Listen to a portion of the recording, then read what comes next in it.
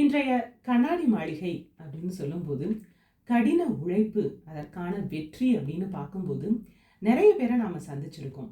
அதுவும் ஒரு பெண் தொழில் முனைவோர் அப்படின்னு சொல்லும்போது ஒரு கிராமத்திலிருந்து வந்து இப்போ நிறைய சாதனைகளை தனக்குள்ள வச்சிட்டு இருக்க ஒருத்தவங்களை தான் நாம் இன்னைக்கு சந்திக்க போகிறோம். ஆமாங்க, ரேணுகா செந்தில்வேல் அவர்கள் தான் இன்னைக்கு நிலையத்துக்கு வருகை புரிந்திருக்காங்க. பெண் தொழில் முனைவோர் அப்படின்னு சொல்லும்போது நிறைய பேர் வந்து தொழில் செய்வதற்கான வாய்ப்புகளை ஏற்படுத்தணும். இந்த வாய்ப்புகளை உருவாக்குறது மட்டும் இல்லாமல் அதற்கான வெற்றி படிக்கட்டுகளையும் நாங்கள் எடுத்துகிட்டே போகணும் அப்படின்னு சொல்லி நிறைய விஷயங்களை செஞ்சுட்டே இருக்காங்க. ஆனால் அதற்கான வாய்ப்பு, நேரம், காலம் இது எல்லாமே ஒன்றா சேரும்போது தான் அதற்கான வெற்றி அப்படின்ற ஒரு திறவுகோள் கண்டிப்பாக கிடைக்கும். அதை வந்து இன்னைக்கு சோதனைகளை சாதனையாக்கி இன்னைக்கு பெண் தொழில் முனைவோராக நம்ம நிலையத்துக்கு வருகை புரிந்திருக்காங்க. வணக்கம். வணக்கம். உங்களை பற்றி சொல்லுங்கள். என் பேர் ரேணுகா. நான் தேனி மாவட்டம் சின்னமனூரில் இருந்தேன். கடந்த ஒரு 10 வருஷமாக வந்து கூல்ட்ரிங்க்ஸ், அதாவது ஜூஸ் ரெடி பண்ணிகிட்ருக்கோம் மேடம். அதாவது சின்னமனூர் அப்படின்னு சொல்லும்போதே ரொம்ப இயற்கை சூழல் நிறைந்த ஒரு அழகிய கிராமம் அப்படின்னே சொல்லலாம்.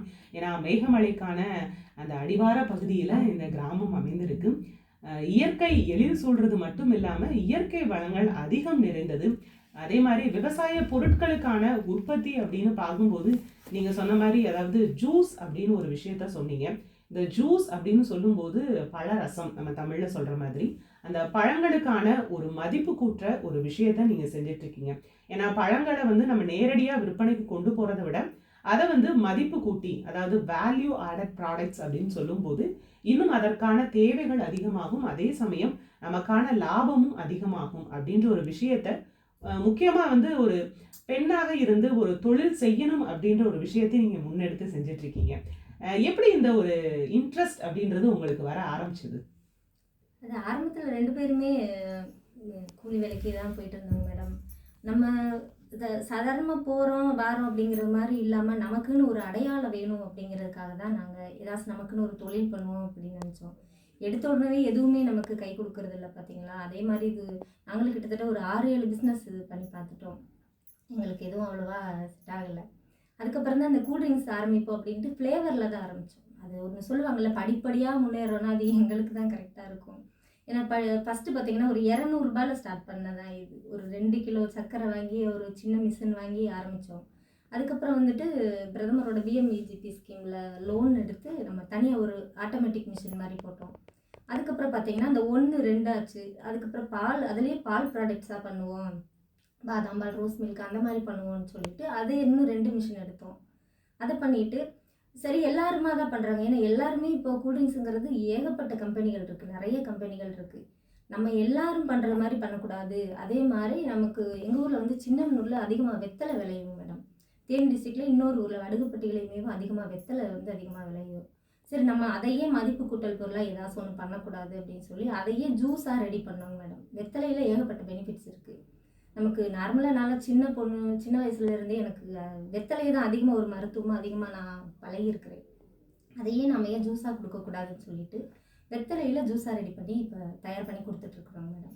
அதாவது ஜூஸ் அப்படின்னு சொல்லும்போது எல்லாருமே எதிர்பார்க்கிறது பழங்களில் இருந்து தான் வந்து அதிக அளவு நம்ம இந்த ஜூஸ் உற்பத்தி பண்ணுவோம் அப்படின்னு சொல்லுவோம். ஆனால் வெத்தலை அப்படின்னு சொல்லும்போது இது வந்து ஒரு புது விஷயமா இருக்குது. எப்படி இந்த, அதாவது வந்து வெத்தலை அப்படின்றது வந்து அதிகமாக வந்து விருந்துகள்லையும் இல்லை அசைவ உணவு சாப்பிடும்போது ஒரு ஜீரணத்துக்காகவோ செரிமானத்துக்காகவோ தான் அதை நம்ம பயன்படுத்துகிறோம். அப்படிப்பட்ட ஒரு விஷயத்துல இருந்து இல்லை இப்படி ஒரு மதிப்பு கூட்டுற விஷயத்த செய்யலாம் அப்படின்றதுக்கான ஒரு எண்ணம் எப்படி உதயமானது? நாங்கள் ஃப்ளேவரில் பண்ணிகிட்டே இருந்தோங்க மேடம். கேவிகேலேருந்து ரம்யா மேடம் ஒருத்தவங்க வந்தாங்க, கேவிகேலேருந்து. அவங்க தான் சொன்னாங்க, நீங்கள் இந்த மாதிரி எல்லாரும் பண்ணுற மாதிரி ஃப்ளேவரில் பண்ணாமல் நீங்கள் ஏன் இந்த நம்ம ஊரில் விளையிற வெத்தலை இந்த மாதிரி இதில் பண்ணக்கூடாது அப்படின்னு சொல்லிட்டு அவங்க சொன்னதான். அவங்க சொன்னதை நாங்கள் வந்து ஒரு நடைமுறைப்படுத்தி அதை ரெடி பண்ணோம். அப்படின்னா ரெடி பண்ணி கொண்டு போய் காமிச்சோம். அதுக்கப்புறம் அவங்க பார்த்தீங்கன்னா அது என்னமோ சொல்லுவாங்க, ஒரு கிட்டத்தட்ட அவங்களுக்கு பின்னாடி ஒரு 200 ஆண்டர்ப்ரனர் இருக்கிறாங்க. இந்த மாதிரி நிறைய பெண் தொழில் முனைவர்களை உருவாக்கி கொண்டு வந்துட்டுருக்காங்க. கொண்டு போய் கொடுத்து காமிச்சோன்னே அவங்களுக்கு ரொம்ப பிடிச்சி போச்சு. நாங்கள் கவர்னர் ப்ரோக்ராம், எம்பி, எம்எல்ஏ அவங்க வந்தப்பெல்லாம் ப்ரோக்ராம் கேவிகேல வந்து ஸ்டால் போட்டோம். ஸ்டால் போடுறப்ப எல்லா பொருட்களை விட அந்த வெத்தலை வந்து அதிகமாக எங்களுக்கு வந்து விற்பனை ஆயிடுச்சு.